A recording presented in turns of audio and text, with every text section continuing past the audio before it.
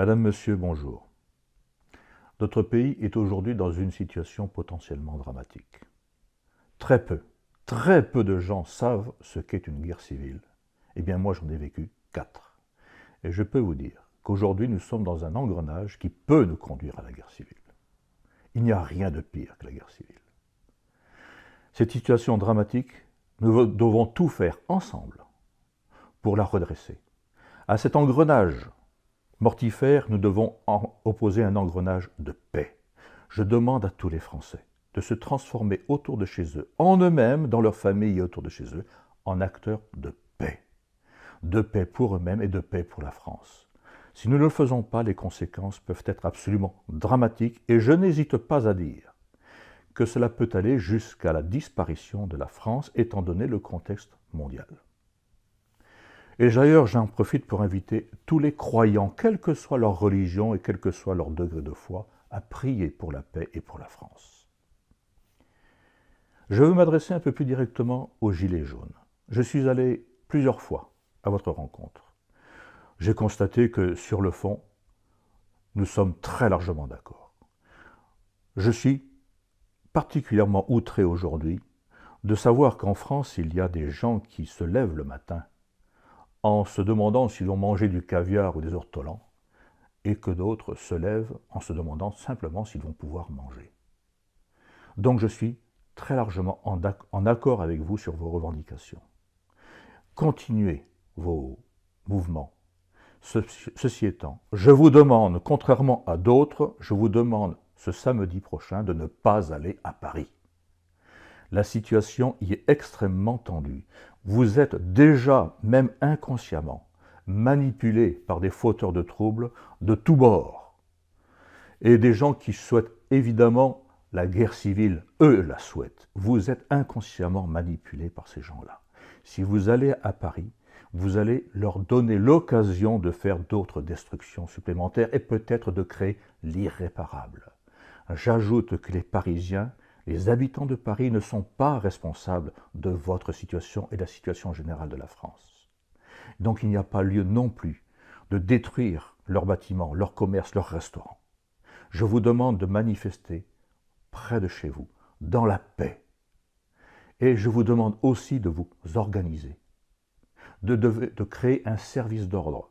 Je suis prêt aussi à vous aider à établir les cahiers de vos revendications, parce qu'il y en a beaucoup, à mettre de l'ordre dans tout cela. Quant aux forces de l'ordre, je veux leur dire bravo. Vous m'avez épaté par votre professionnalisme et votre sang-froid depuis plusieurs semaines.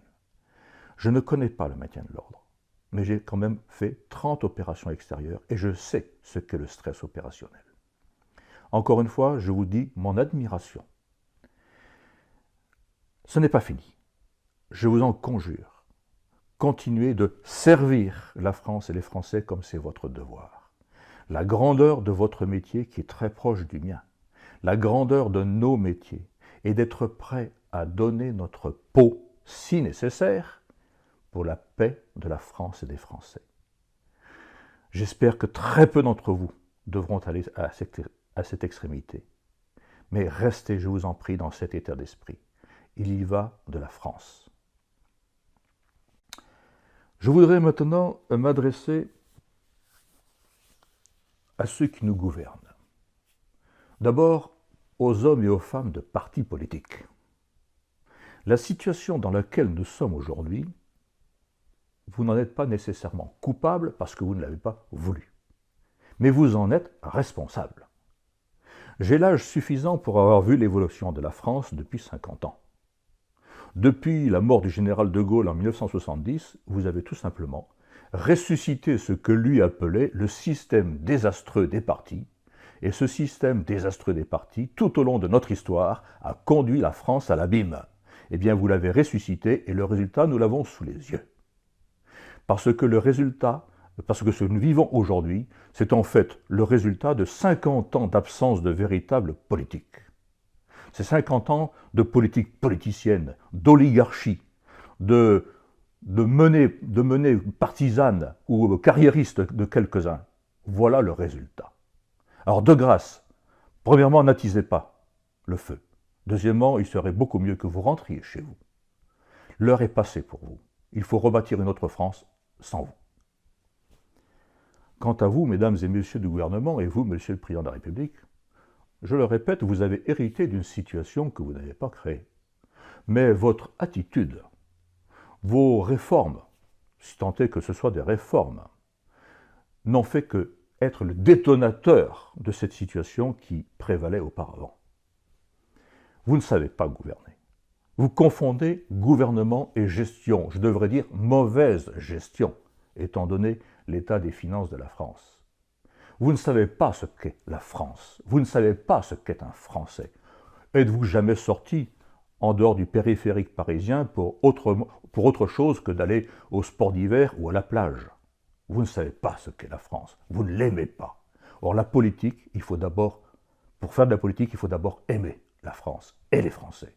Car la politique consiste à servir la France et à faire le maximum pour le développement intégral de chaque Français, quel qu'il soit. Et vous faites le contraire.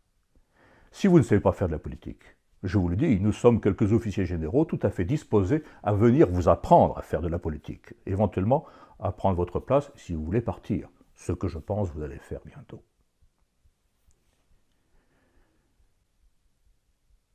Je voudrais reparler de nouveau à tout le monde, tous les Français. Notre pays, je le répète, est dans une situation dramatique, potentiellement dramatique. Il est clair que nous ne pouvons pas continuer comme cela. Il n'est pas possible que des gens meurent pratiquement de faim quand d'autres se permettent tous les luxes possibles. Nous avons perdu notre unité nationale. Il faut la refaire. Nous ne savons plus ce qu'est aujourd'hui être français. Nous ne savons plus aujourd'hui ce qu'est la solidarité entre Français. Il faut tout rebâtir. Nous devons rebâtir la France. Eh bien, c'est possible. C'est tout à fait possible. Nous avons élaboré avec mes équipes les outils nécessaires pour cela parce que nous sentions venir ce drame. Nous sommes à votre disposition pour cela. Je vous garantis qu'il n'y a de ma part aucune récupération. À 68 ans, on ne pense plus à la carrière. On ne pense plus aux honneurs. Je ne pense plus qu'à une chose, servir la France, encore et toujours, jusqu'à mon dernier souffle. Merci, vous pouvez compter sur moi.